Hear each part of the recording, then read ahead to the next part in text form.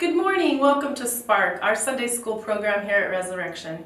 I'm Brenda O'Connor and I'm so glad that you're joining me today. During the lesson we are going to talk about a man named Jonah. First, we need to set the scene. In just a moment, I'm going to have you pause this video and do the following with your family members. You will work together to create 3 scenes in your house. The first one is a boat. That can be made by setting a few chairs in a row in the middle of the room. The second one is a fish. This can be made by arranging a blanket in the shape of a fish next to the boat. And the last one is a city. You can make this near a wall by stacking up Legos, blocks, or books. So now go create your 3 scenes. Ready? Go!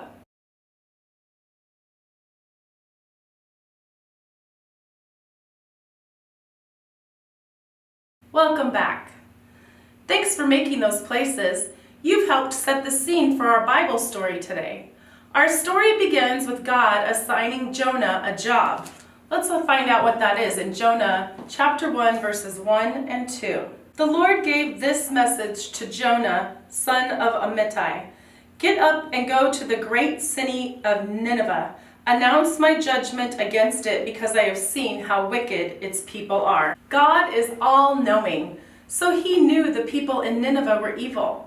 He wanted Jonah to tell them that, but Jonah didn't want to go, so he tried to hide. We're going to try that now. In just a moment, I will have you pause the video to have your family members take turns trying to hide from each other in the same room. They may not leave the room they're currently in, which should make hiding challenging. Make sure that everyone gets a turn to hide. Ready? Go!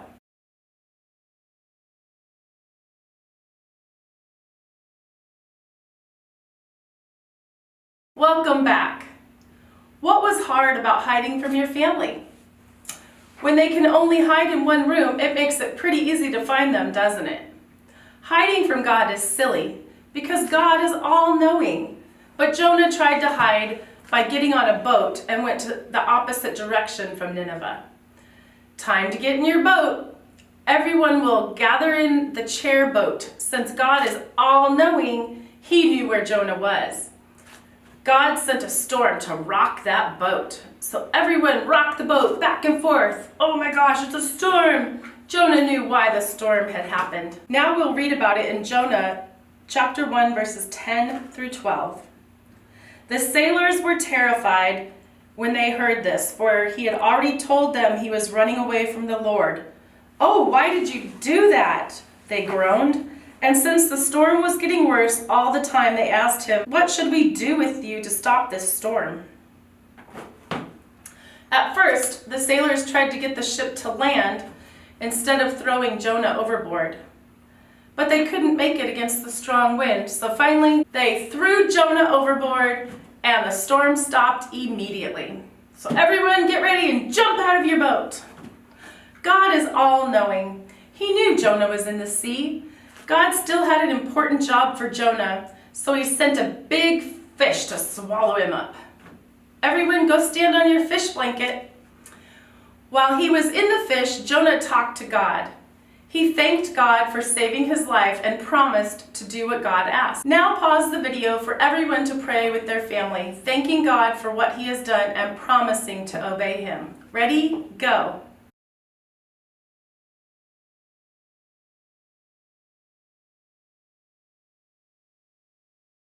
Welcome back. After 3 days of praying in the fish, something happened. Let's find out what in Jonah chapter 2, verse 10. Then the Lord ordered the fish to spit Jonah onto the beach. Whoa, that would be crazy, wouldn't it? Everyone jump out of the mouth of the fish. Phew! It was really stinky in there. Ugh. Now, just as God promised, Jonah went to Nineveh. Let's read about it in Jonah chapter 3, verses 1 through 3. The Lord spoke to Jonah a second time. Get up and go to the great city of Nineveh and deliver the message I have given you. This time, Jonah obeyed the Lord's command and went to Nineveh, a city so large that it took 3 days to see it all. It's time to go to your city and share Jonah's message. Let's find out in Jonah chapter 3, verse 4. On the day Jonah entered the city, he shouted to the crowds, 40 days from now, Nineveh will be destroyed. Now pause the video and everyone repeat Jonah's message to each other. 40 days from now, Nineveh will be destroyed. Ready? Go.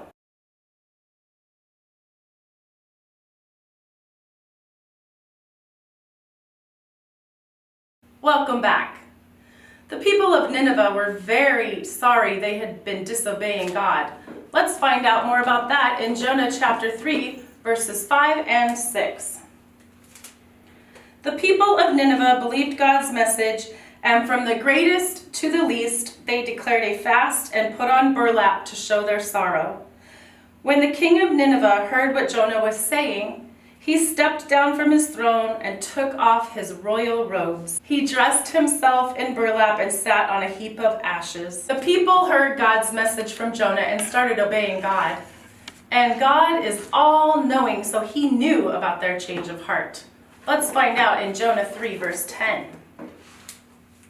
When God saw what they had done and how they had put a stop to their evil ways, he changed his mind and did not carry out the destruction that he had threatened. God gave the people of Nineveh a clean start. Let's pray. Dear God, we are so thankful that you love us and are willing to give us a clean start each day. In just a moment, I will have you pause the video to pray for God to help you have a clean heart. Silently talk to God about the things you have done wrong. God is all-knowing, so he already knows what you've done, but he wants to hear you say sorry. Tell God you're sorry and ask for a clean heart. Ready? Go.